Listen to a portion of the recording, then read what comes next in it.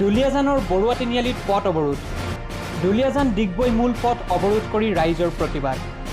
বৰুৱা তিনিআলিৰ পৰা বামুণগাঁৱৰ সংযোগী পথ নিৰ্মাণ নকৰালৈ এই প্ৰতিবাদ কৰিব বুলি প্ৰতিবাদকাৰীয়ে জানিবলৈ দিছে।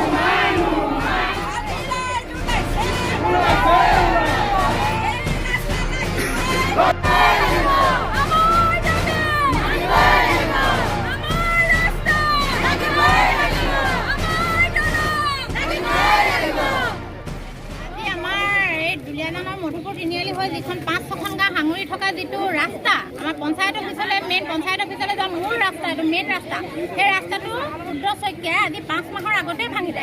আৰু তাৰ উপৰি আমাৰ ব্ৰিটিছৰ দিনৰ ককা দেউতাইও নাজানে এখন দলং, ব্ৰিটিছৰ দিনৰ দলং বুলি আমি জানো কোৱা মই, কিন্তু সেইখন লোহাৰৰ বহুত ভাল দলং আছিলে।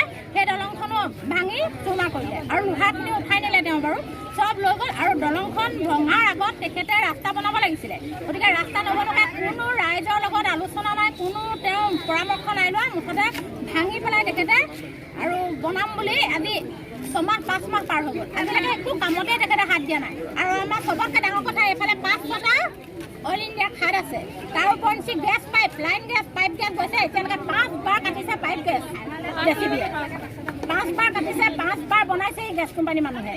গতিকেলৈ আমাৰ বহুত জীয়াটো ভুগি আছোঁ আৰু বিপদ সংকুলো আমাৰ। যদি কেনেবাকৈ জুই লাগে কিবা এটা হয় নহয়, গোটেইখন এই বাঘজানৰ নিচিনা পৰিস্থিতি ইয়াত সৃষ্টি হ'ব।